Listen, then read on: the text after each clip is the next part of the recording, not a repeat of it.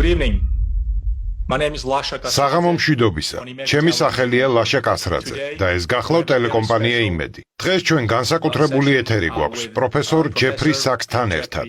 პროფესორ საკს დიდი წარდგენა არ სჭირდება. მიუხედავად ამისა, მე მაყურებელს მოკლედ მოვახსენებ ბატონი საქსის ბიოგრაფიას. ბატონი საქსი მსახურობს კოლუმბიის უნივერსიტეტის მდგრადი განვითარების ცენტრის დირექტორად. გახლავთ ამავე უნივერსიტეტის პროფესორი. ბატონი საქსი წარსულში 2002 წლიდან 2016 წლის ჩათვლით იკავებდა კოლუმბიის უნივერსიტეტის ბაზაზე მოქმედი დედამიწის ინსტიტუტის დირექტორის თანამდებობას. ბატონი საქსი გახლავთ გაერთიანებული ერების ორგანიზაციის მდგრადი განვითარების კავშირის პრეზიდენტი. ამავე დროს არის გაეროს განვითარების კომისიის კომისარი და გენერალური მდივნის ანტონიო გუტიერეშის მრჩეველიც. 2001 წლიდან 2018 წლის ჩათვლით ჯეფრი საქსი გახლდათ გაეროს გენერალური მდივნების კოფი ანანის, პან გი მუნისა და ანტონიო გუტიერეშის საგანგებო მრჩეველი. პროფესორი ჯეფრი საქსი არაერთხელ დაუსახელებია ცნობილ ამერიკულ გამოცემა Times 100 ყველაზე გავლენიან ფიგურას შორის. 1993 წელს New York Times-მა დაახასიათა როგორც მსოფლიოში ყველაზე მნიშვნელოვანი ეკონომისტი. 28 წლის ასაკში ჯეფრი საქსი უკვე გახლდათ ჰარვარდში ეკონომიკის სრულფასოვანი პროფესორი. საქსი მუშაობდა როგორც ეკონომიკური მრჩეველი სხვადასხვა სახელმწიფოს მეთაურებთან, მათ შორის ლათინურ ამერიკაში, აღმოსავლეთ ევროპასა და ყოფილ საბჭოთა სახელმწიფოებში, მათ შორის პოლონეთში, სლოვენიაში, ესტონეთში, უკრაინასა და რუსეთში. ბატონი საქსი გახლდათ როგორც გორბაჩოვის, ასევე ელცინის მრჩეველი. მოგესალმებით, ბატონო პროფესორო. მიხარია სტუმრობა, დიდი მადლობა. We are honored to have you and we're happy to have you. This is obviously ბატონო პროფესორო, დიდი პატივია თქვენი სტუმრობა. მოხარულნი ვართ, რომ იმედის ეთერს პირველად სტუმრობთ. თქვენ კარგად იცნობთ კავკასიის რეგიონს, იცნობთ საქართველოს, სამხრეთ კავკასიას. რას ფიქრობთ საქართველოსა და რეგიონში ახლა მიმდინარე პროცესებზე? What are your thoughts on that? Well, of course, I have been following the events with დიდი ყურადღებით და დარდით ვადევნებ თვალს მოვლენებს. სამხრეთ კავკასიაში რთული ვითარებაა, არა მარტო საქართველოში, სომხეთშიც რთული ვითარებაა, აზერბაიჯანშიც. მე ახლახან თქვენ სამეზობლოში, ბაქოში ვიმყოფებოდი გარემოს დაცვასთან დაკავშირებულ კონფერენციაზე, ვიყავი ერევანშიც. რამდენიმე წლის წინ მქონდა შესანიშნავი ვიზიტი თბილისშიც და საკუთარი თვალით ვიხილე საქართველოს სილამაზე. სამხრეთ კავკასიის სამივე სახელმწიფო სტრესშია, ვინაიდან მათ გარშემო სამი დიდი მოთამაშეა: რუსეთი, თურქეთი და ირანი. შესაბამისად, ეს ძალიან რთული რეგიონია. მე დარწმუნებული ვარ, რომ სამხრეთ კავკასიის სამივე სახელმწიფომ უნდა ითანამშრომლონ. საქართველო უკვე ათასობით წელია ახერხებს, რომ გადარჩეს. სომხებიც. ამ შეზღუდულ სივრცეში, სადაც ბევრი კონფლიქტია, სომხეთსა და აზერბაიჯანს შორის ღია ომია. სამივე სახელმწიფო მოწყვლადია და საერთო უსაფრთხოების ინტერესებიდან გამომდინარე, მათ შორის თანამშრომლობა აუცილებელია. რაც შეეხება გარშემო მდებარე სამ გაცილებით დიდ სახელმწიფოს, მათ შორის ყველაზე ძლიერი რუსეთია, არც ირანი და თურქეთი არიან მაჩანჩალები. მიმაჩნია, რომ ამ სამ დიდ სახელმწიფოს შორის არის თანხმობა მშვიდობის შენარჩუნების აუცილებლობასთან დაკავშირებით. ეს ემსახურება ეკონომიკურ განვითარებას, ყველასათვის ცნობილი ჩრდილოეთ სამხრეთისა და აღმოსავლეთ დასავლეთის დერეფნების გათვალისწინებით. მე ძალიან ვემხრობი და იმედი მაქვს გულუბრყვილობაში არ ჩამომერთმევა ეს მრწამსი 3+3-ის ფორმატთან დაკავშირებით. ეს გულისხმობს სამხრეთ კავკასიის სამ სახელმწიფოსა და მათ გარშემო მდებარე სამ საერთაშორისო მასშტაბის ძალას შორის ნორმალურ, დინამიურ დიალოგს, საერთო საინვესტიციო პროგრამებს, მდგრადი განვითარების სტრატეგიებს და წინ მიმავალ პრაქტიკულ ნაბიჯებს. მიმაჩნია, რომ გარეთ ძალებს, ამერიკის შეერთებულ შტატებსა და ევროპას დიდი წინდახედულობა მართებთ, რათა ვითარების დესტაბილიზაცია არ გამოიწვიონ. მე ხშირად ვდარდობ ამერიკის შეერთებული შტატების მიერ გადადგმული ნაბიჯების მიზეზით, ვინაიდან მე როგორც ამერიკელი რამდენიმე 10 წლეულია ვადევნებ თვალს ამას. და უდაოა, რომ ჩვენ გვაქვს ჩვევა, რომ ამა თუ იმ ადგილობრივი ვითარების არც თუ ისე კარგად ფლობის ფონზე ბევრი რამ ავრიოთ. გვაქვს ჩვევა, რომ მოვიქცეთ დაუდევრად და მცირე სახელმწიფოების ბედის სრული უგულებელყოფით. ჩემს უკრაინელ კოლეგებს მე ბევრი წლის წინ ვუთხარი, რომ ფრთხილად ყოფილიყვნენ, რომ ამერიკულ ხაფანგში თავი არ გაეყოთ. ამერიკის მხარდაჭერა არ ნიშნავს, რომ ყველაფერი შესანიშნავად იქნება. მე მათ ვაფრთხილებდი არ ქცეულიყვნენ ბრძოლის ველად, რომ არ ეთამაშათ ამერიკული გეოპოლიტიკური თამაში. ვინაიდან ისინი აღმოჩნდებოდნენ დაპირისპირების ეპიცენტრში. დაპირისპირების ეპიცენტრში ყოფნა კი არავის უნდა. ჩემი უკრაინელებისადმი გაფრთხილება იყო მკაფიო. მე მათ სიტყვით ვუთხარი, რომ ისინი ევროპის ავღანეთად გადაიქცეოდნენ და ეს მოხდა სამწუხაროდ. უკრაინელებს ეგონათ, რომ მათ ნატოში მიიღებდნენ. ეს უკრაინელთა გულუბრყვილო საქციელი გახდათ. ძალიან გულუბრყვილო. ნატოში გაერთიანებას აპირებდა და მშვიდობას მოელოდო. შეუძლებელია თან მაშინ, როდესაც მოსკოვი კატეგორიულად წინააღმდეგია, რომ ამერიკული შეიარაღება სწორედ მის საზღვართან უკრაინაში იყოს განლაგებული. კრემლის ეს პოზიცია კი ჩემთვის თავიდან ბოლომდე გასაგებია. ყველა მხრიდან ფიქრია აუცილებელი. საჭიროა შევხედოთ სრულ სურათს, რათა ომის პროვოცირება არ მოვახდინოთ. სამხრეთ კავკასია მსოფლიოს ერთ-ერთი შესანიშნავი ნაწილია. უმდიდრესი ისტორიით სავსე. ყველა იმპერიას დაუდგამს ფეხი ამ რეგიონში. ეს საოცარია და მაინც ქართველები, სომხები, აზერბაიჯანში მცხოვრები თურქული ეთნოსის ხალხები, ეს ერები ძალიან დიდი ისტორიის მატარებელნი არიან. არავის უნდა ამ იმპერიების ხილვა რეგიონში, გარდა ალბათ საერთაშორისო ეკონომიკური თანამშრომლობის თვალსაზრისისა. იქნება ეს სხვადასხვა ნაწარმით ვაჭრობა თუ თანამედროვე ტექნოლოგიები, ტურიზმი, ეს კარგი იქნებოდა. რეგიონში კონფლიქტი და ომები კი წარსულს უნდა ჩავაბაროთ და ყველამ უნდა გამოიჩინოს პოლიტიკური ნება დიპლომატიის, წინდახედულობისა და თავშეკავების სახელით. ჩვენ ხომ კიდევ ერთი გამოწვევის შექმნა არ გვსურს. So as not to create just another upheaval. I couldn't agree with you more personally, and I'm sure the არ შემიძლია რომ არ დაგეთანხმოთ. ჩვენ მოწმენი ვართ ვაშინგტონსა და ბრიუსელიდან დიდი ზეწოლის. ისმის ბრალდება, რომ საქართველოს ხელისუფლება არადემოკრატიულია, რომ ამ ხელისუფლებამ დასავლეთ ზურგი შეაქცია და რომ ის მოსკოვისკენ იყურება. რასთან გვაქვს საქმე? policy towards the region. Well, I think it's important for people to understand. ადამიანებმა უნდა გაიაზრონ, რომ ვაშინგტონში საქართველოსთან დაკავშირებით არაფერი იციან. მათ საქართველო არ ადარდებთ. საქართველო მათთვის მხოლოდ და მხოლოდ საჭადრაკო დაფაზე მდებარე ფიგურაა. თამაში კი ამერიკის შეერთებულ შტატებსა და რუსეთის ფედერაციას შორის მიმდინარეობს. ჩვენმა ერთ-ერთმა წამყვანმა და თვალსაჩინო სტრატეგოსმა ზბიგნევ ბზეჟინსკიმ 90-იან წლებში დაწერა წიგნის სახელწოდებით დიდი საჭადრაკო დაფა, რომელშიც ის სამყაროს როგორც თამაშს ისე აღწერს, როგორც ძლიერთა შორის თამაშს. ჩემი რჩევა იქნებოდა, რომ თუ თამაში გსურს, ითამაშე ნამდვილი ჭადრაკი. ჩემს ახალგაზრდობაში იყო ასეთი თამაშის სახელწოდებით რისკი. ამოცანა კი მსოფლიოს ყველა კუთხის ნაწილის დაბევებაა. სწორედ ამერიკელი სტრატეგოსები სხვა ქვეყნების ბედით თამაშობენ, ისე იქცევიან თითქოს ეს მართლა თამაში იყოს. საბოლოო ჯამში კი ვიღებთ დიდ გამოწვევებს და ტრაგედიასაც კი. მომეცით ნება წარმოგიდგინოთ მაგალითი. საქართველოს ნატოში გაწევრიანების თემას არავითარი კავშირი არ აქვს საქართველოსთან. სამაგიეროდ ეს კავშირშია ვაშინგტონის რუსეთთან დაკავშირებულ ხედვებთან. საქმე არა საქართველოს უსაფრთხოებას, არამედ დაახლოებით 30 წლის წინანდელ იდეას ეხება, რომელიც შავი ზღვის რეგიონში რუსეთის გარშემორტყმას გულისხმობს. აქვე უნდა აღვნიშნო, რომ ეს იდეა საერთოდ 170 წლის წინანდელია. სწორედ ბრიტანეთის იმპერიას ეკუთვნის ეს იდეა. ჩემი აზრით, ყველაზე ცინიკოსი ხალხის იდეაა. თუ კი ამერიკა ცუდია, ბრიტანეთი უარესია. ვინაიდან ბრიტანული იმპერია უფრო დიდხანს იყო მსოფლიო იმპერია. მე-19 საუკუნის შუაში ბრიტანელ ლორდ პალმერსტონს დაებადა იდეა, რომელსაც მეზობელმა ნაპოლეონ მესამემ აუობა მხარი. ეს გახლდათ რუსეთის შავი ზღვიდან გაძევების იდეა. რუსული ფლოტი კი ეკატერინე მეორის მმართველობიდან მოყოლებული სწორედ სევასტოპოლშია. ის 1783 წელს დაარსდა. ბრიტანული ფლოტის უპირატესობის გათვალისწინებით ლორდ პალმერსტონს მიაჩნდა, რომ ბრიტანულ ფლოტს შეეძლო რუსული ფლოტის დამარცხება და მისი შავი ზღვიდან გაძევება. რუსეთის კი მესამე ხარისხოვან სახელმწიფოდ ქცევა. რატომ უნდოდა ეს ბრიტანეთს? მას მსოფლიოს მართვა სურდა. ბრიტანელებს ამავე დროს ეშინოდათ, რომ რუსეთი მათ კონკურენციას გაუწევდა, მაგალითად ცენტრალურ აზიაში და ინდოეთში. ეს გახლდათ შეშლილი გეგმა, მაგრამ როდესაც შენ მსოფლიოზე ბატონობა გსურს, ყველა კუთხე, ადგილი და საჭადრაკო დაფის მონაკვეთი სტრატეგიული მნიშვნელობის მატარებელი ხდება.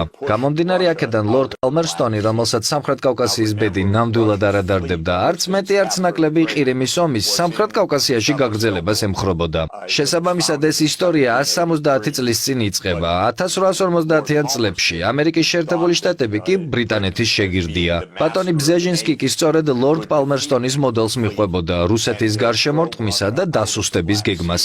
ბატონი ბზეჟინსკი ამ ყველაფერს თავად საკუთარ წიგნში დიდ საჭადრაკო დაფაში საკმაოდ ვრცელ თავში დეტალურად აღწერს. ბზეჟინსკი წერს, რომ კრემლი სუსტია და წინააღმდეგობას ვერ გაწევს.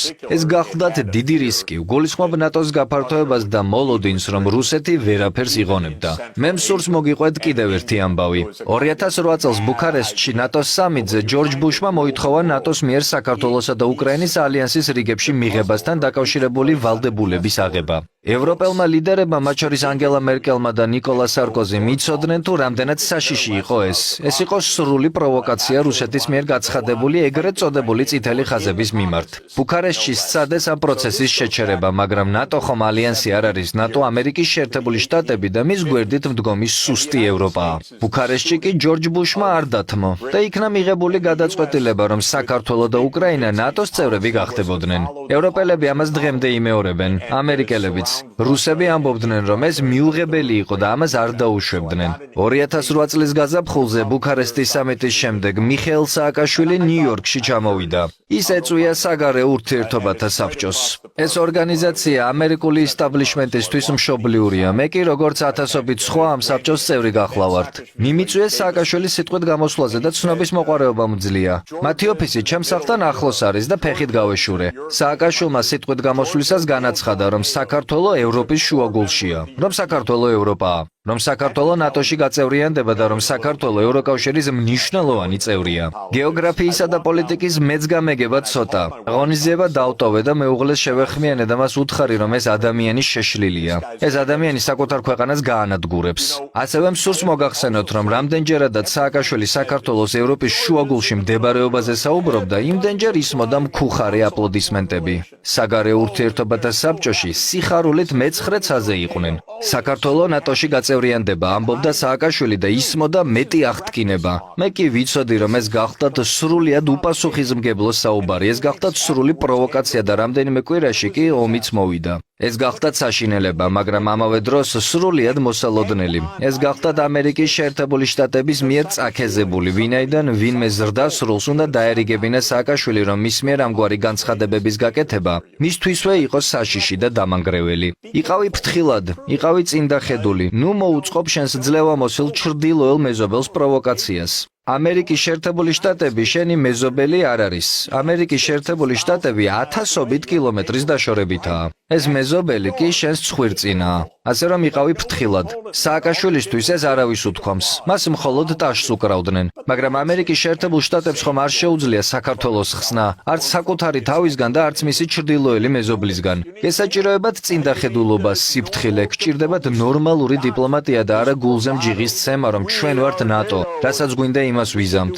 სამწუხაროდ ეს ყველაფერი ჩემთვის თავიდანვე ნათელი იყო. 2008 წლიდანვე და ჩვენ მივიღეთ საშინელი შედეგი. ეს შედეგი კი საგარეო საქმეთა საბჭოში სააკაშვილის ვიზიტიდან რამდენიმე კვირაში დადგა. ამ საკითხთან დაკავშირებით ყველაფერი ნათელია. საქართველოს მსგავსმა ქვეყნებმა, სომხეთმა, აზერბაიჯანმა, რუკას უნდა დავხედოთ და მეზობელ სახელმწიფოებს შევხედოთ. თუ სხვაგან გადასვლას არ აპირებთ, უმჯობესია იყოთ რეალისტები, ჭკვიანნი. არავინ მოგიწოდებთ სახელმწიფოებრიობის დათმობისკენ. იყავით წინდახედულნი და ჭკვიანნი. რეალისტ ჰენრი კისინჯერს აქვს ასეთი ფრაზა: ამერიკის შეერთებული შტატების მტრობა არის საშიში, მეგობრობა კი სასიკვდილო. ის გულისხმობდა, რომ ამერიკის შეერთებული შტატები შეიძლება სიყვარულს გეფიცებოდეთ, მაგრამ სინამდვილეში მათ ეს არ ადარდებთ. მათ ისიც კი არიციან ამერიკული ჯორჯია ან ატლანტა სად მდებარეობს. მათ მით უმეტეს არიციან თბილისი და საქართველო სად არის. დამიჯერეთ, გულწრფელად გეუბნებით. იყავით ფრთხილად. არავინ გეუბნებათ, რომ დანებდეთ. მარცხი აღიაროთ. იყავით წინდახედულნი. მოეპყარით მეზობელს კარგად. იგივეს გირჩევთ თურქეთთან და ირანთან დაკავშირებით. ამ ზიზღის ფონზე ისმის ფიქრი, რომ ბრიუსელი გადაგარჩენთ, უბრალოდ სასაცილოა. ვაშინგტონი კი საერთოდ დამატებით 3000 კილომეტრის დაშორებითაა კიდევ. კარგით რა ვიყოთ რეალისტები, მე ვცადე ეს უკრაინელებისთვის ამეხსნა, მაგრამ მათ მეყური არ დამიგდეს. მათ ვაშინგტონიდან გაგონილი ტკბილი საუბარი და მხარდაჭერაზე ცრუ დაპირებები ერჩივნათ. ახლა კი მათ ბრძოლის ველზე უბრალოდ ხოცავენ. რას ნიშნავს ბრძოლა მანამ საჭიროა, სანამ ბოლო უკრაინელს მოკლავენ?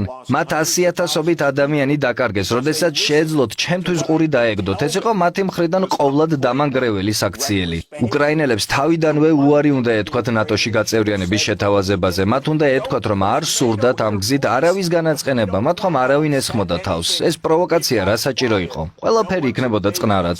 Don't provoke anything, and it would have been quiet. How do you think, where do you envision Ukraine? როგორ წარმოგიდგენიათ უკრაინის ომის დასასრული და რა ეფექტი ექნება ამ ომის შედეგებს? იხილავთ თუ არა კიდევ ერთ გაყინულ კონფლიქტს? რა გავლენა ექნება ამას სამხრეთ კავკასიასა და საქართველოზე? it needs to end. მიმაჩნია, რომ ეს ომი შესაძლოა დასრულდეს. ეს ომი უნდა დასრულდეს ნებისმიერ მომენტში. შესაბამისი დასასრული კი იქნებოდა ამერიკის შეერთებული შტატების პრეზიდენტის მიერ საჯაროდ განცხადების გაკეთება, რომ უკრაინა ნატოს რიგებში არასოდეს იქნება. ამის საფუძველზე კი რუსეთმა ომი უნდა შეწყვიტოს. ეს არის ფუნდამენტური შეთანხმება. ამერიკის შეერთებულმა შტატებმა უნდა აღიაროს, რომ ნატოს გაფართოება ცუდი იდეა იყო, რომლითაც რუსული მხარის სრულიად გასაგები წითელი ხაზები გადაიკვეთა. რუსებს არ სურთ იხილონ საკუთარ საზღვარზე ამერიკული შეიარაღება რაციონალური მიზეზებით. მაგალითად, მე არ მსურს რუსეთის ჩვენ საზღვრებთან ყოფნა. ზოგადად მიმაჩნია, რომ დიდი სახელმწიფოები ერთმანეთს უნდა მოერიდონ. ეს თუ როგორ მორჩება ომი. ჩემი აზრით, თუ ვიხილავთ ომის დასასრულს მოლაპარაკებებს და არა გაყენულ კონფლიქტს. მოლაპარაკებების წარმოების შემთხვევაში ეს დიდი ალბათობით ნიშნავს, რომ ნატოს გაფართოების პოლიტიკა დასრულდა. ეს კი თავის მხრივ რუსეთის მიერ ომის წარმოების დასასრულს ნიშნავს. ამავე დროს საჭირო იქნება უკრაინისათვის საერთაშორისო უსაფრთხოების გარანტიების მინიჭება, მაგალითად გაერთიანებული ერების ორგანიზაციის უშიშროების საბჭოს ეგიდით. უკრაინას მოუწევს მიწის დათმობა, ვინაიდან რუსეთი ყირიმს არ შეელევა, კრემლი არც დონბასში, ზაპოროჟიესა და ხერსონში დაპყრობილი მიწის დათმობას აპირებს. საბოლოო შეთანხმება ტერიტორიებთან დაკავშირებით უკრაინის ნეიტრალიტეტთან ერთად უნდა იყოს შემდეგი. ერთიანი პაკეტის ნაწილი უნდა მოიცავდეს ამ მოლაპარაკებებში ნატოს გაფართოების პოლიტიკის დასასრულს, უსაფრთხოების გარანტიებს უკრაინისთვის, მიწის დათმობას კიევის მიერ და რუსეთის წინააღმდეგ დაწესებული სანქციების მოხსნას, ეკონომიკური და პოლიტიკური ურთიერთობების ნორმალიზაციას. სწორედ ამის ხილვამ სურს და ეს შესაძლებელია, ეს ომი სწორედ ასე უნდა დასრულდეს. ეს ომი არასოდეს უნდა დაწყებულიყო. თეთრ სახლში ჩემთვის რომ მოესმინათ, ეს ომი არ დაიწყებოდა. მე მათ ზუსტად უთხარი თუ როგორ აეცილებინათ თავიდან ეს ომი. მისი დაწყებისთანავე თუ როგორ შეეჩერებინათ იგი. მნიშვნელოვანია გვახსოვდეს, რომ 2022 წლის მარტშიც კი რუსეთი და უკრაინა შეთანხმდნენ. უკრაინას არავინ სთხოვდა დონბასის დათმობას. 2022 წლის მარტში კრემლი მხოლოდ და მხოლოდ მინსკის შეთანხმებებით გათვალისწინებული დებულებების შესრულებას ითხოვდა. დონბასს სთავაზობდა ავტონომიას და არა რუსეთს ტერიტორიას. მე მათ ვურჩევდი ამ პირობებზე დათანხმებას. ამერიკის შეერთებულმა შტატებმა კი ეს შეთანხმება ჩაშალეს. ახლა უკრაინა უარეს დღეშია. 2022 წლის გაზაფხულზე დავწერე სტატია, სადაც ვამტკიცებდი, რომ კიევი ამ პირობებს უნდა დათანხმებულიყო, ვინაიდან ვითარება მხოლოდ და მხოლოდ გაუარესდებოდა. 2 წლის წინ დაწერილ ყველა ჩემ ამ სიტყვას დღესაც ვადასტურებ. მე წინასწარმეტყველი ხომ არ ვარ, უბრალოდ ნათელი იყო თუ რა გველოდა წინ. რა უკრაინა რუსეთს დაამარცხებდა, ვინ ხუმრობს ასე შანსი არ იყო, ასე რომ ამ პირობებზე თანხმობა გახლდათ სწორი ნაბიჯი. ბაიდენი, ამერიკის შეერთებული შტატები კი აცხადებდა, რომ უკრაინას დავეხმარებით მანამ სანამ ეს საჭირო იქნება. ეს კი ნიშნავს ბოლო უკრაინელამდე ბრძოლას. ეს ტრაგიკულია. ბაიდენი არაკომპეტენტური პრეზიდენტია. მე ამას ჩემს გამოცდილებაზე დაყრდნობით ვამბობ. საკმაოდ ადვილი გამოსაცნობი იყო თუ რა მოხდებოდა. ისინი კი ვერაფრით დაადგნენ დიპლომატიის გზას. They just couldn't understand the diplomatic road. Yes, it is unfortunate. We can call it. ეს სამწუხაროა. ჩვენ მათ შეგვიძლია უწოდოთ deep state-ი, ნეოკონსერვატიული, გნებავთ ნეოლიბერალური ფანატიზმი. ჯონ მერშაიმერს აქვს ნათქვამი, რომ ყველა სახელმწიფოს აქვს საკუთარი deep state-ი, მაგრამ არა იმ დოზით, რომ დაიწყოს პლანეტის მასშტაბით ვითარების არევა. თქვენ 2022 წლის μარტში იმყოფებოდით სტამბოლში უკრაინის ომთან დაკავშირებულ მოლაპარაკებებზე.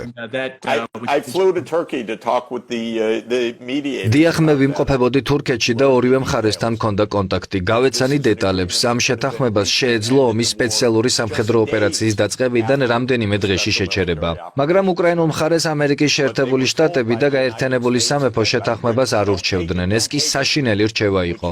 საშინელი რჩევა და ამ რჩევამ დიდი ზიანი მოიტანა. Bad advice. Terrible. And it did a lot of damage.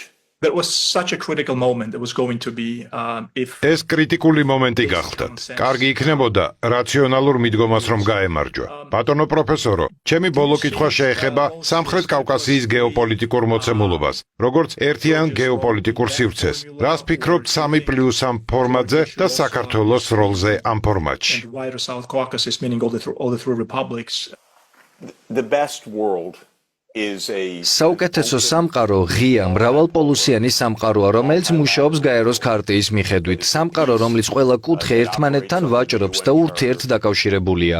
ხშირად მithქვამს, რომ ჩინეთის ერთი გზისა და ერთი სარტყლის პროექტი ევროკავშირის გლობალური კავშირების მხარდამხარ უნდა მოიაზრებოდეს. ჩინეთს ხომ აღმოსავლეთიდან დასავლეთისკენ ინვესტირება შეუძლია, ევროპას კი პირიქით. ისინი შეხვდებიან შუა გზაზე. თბილისი კი სწორედ ამ გზაზეა. სამარყანდიც ასევე იქნება ამ გზაზე. არსებობდა აბრეშუმის გზა. ჩინეთის ამჟამინდელი პროექტებით სწორედ ნაწილობრივ დასავლეთსა და აღმოსავლეთ შორის ვაჭრობის 2000 წლიან გამოცდილებაზეა დაფუძნებული. 1498 წელს, როდესაც ვასკო და გამა აფრიკის სამხრეთ სანაპიროებს მიადგა, აბრეშუმის გზა გარკვეული ხნით წარსულს ჩაბარდა. ვინაიდან ევროპიდან აზიისკენ და პირიქით მოგზაურობა საზღვაო ხომალდით უფრო იაფიჯდებოდა. 21 საუკუნეში კი ხმელეთით კავშირი კვლავ დიდ მნიშვნელობას იძენს. სწრაფი რკინიგზისთვის, ტვირთგადაზიდვის სხვადასხვა საშუალებებისთვის, თუნდაც ოპტიკურ ბოჭკოვანი კავშირისთვის, ტურიზმისთვის, კულტურული გაცვლისთვის. სამხრეთ კავკასია კი სტრატეგიული მნიშვნელობის რეგიონია. გავიხსენოთ ჩრდილოეთ სამხრეთისა და აღმოსავლეთ დასავლეთის დერეფნები. სწორედ ამიტომაა მათი ისტორია ასეთი მდიდარი, თუნდაც ეკოლოგიურად ის შესანიშნავი ღვინო, რომელიც საქართველოს შექმნა საერთოდ და კაცობრიობას აჩუქა.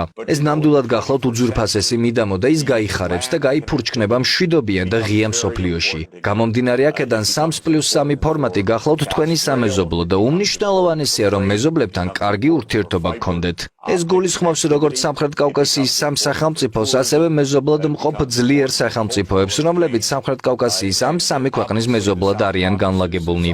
ყველა ეს სახელმწიფო დამოკიდებულია ვაჭრობაზე. ირანი და რუსეთი ბრიქსის წევრები არიან, ისევე როგორც ჩინეთი და ინდოეთი. ორივე ეს სახელმწიფო საქართველოს პარტნიორიც უნდა იყოს. ჩინეთი უამრავ რამეს შესანიშნავად აკეთებს, იქნება ეს ინფრასტრუქტურა თუ 5G. ინდოეთი კი ეკონომიკურად ვითარდება. კარგი იქნებოდა, რომ ამერიკის შეერთებული შტატები და ევროკავშირი იყვნენ მეგობრულნი და ინვესტიციას დებდნენ და ტურისტებად მოდიოდნენ საქართველოში, ვინაიდან საქართველოში უდიდესი კულტურული და ისტორიული მემკვიდრეობაა, დიდი სილამაზე. მე არ მსურს, რომ ვაშინგტონი და ბრიუსელი ამ ყველაფერს გეოპოლიტიკური თვალსაზრისით უყურებდნენ. ამ გზით ისინი მხოლოდ სიტუაციას არევენ და ჩვენ სწორედ ამ არეულობასთან დაკავშირებით ვსაუბრობთ მთელი ეს დროა. 3+3 პლუს მთელი სამყარო. შეიძლება რაიმე ეტაპზე სამხრეთ კავკასიის სამი სახელმწიფო ბრიქსის წევრნი გახდნენ. გააჩნია ბრიქსი როგორ განვითარდება. იმედი მაქვს, დიდი იმედი მაქვს თეირანის მიერ წარმოებული დიპლომატიის, რომელიც საერთოდ ცალკე გადაცემას იმსახურებს. ირანი ბრიქსის წევრია და ახლო კავშირშია ჩინეთთან. თეირანმა საუდის არაბეთთან ურთიერთობებიც დაალაგა.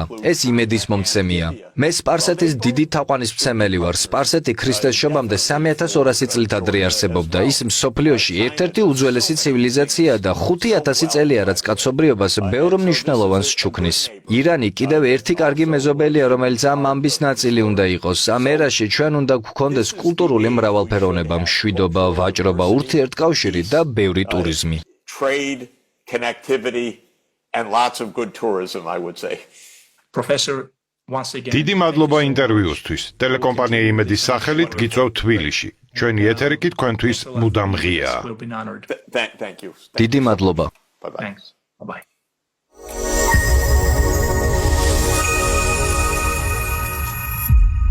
გამოიწერე და გაიგე ამბები ლიბერალური ცენზურის გარეშე.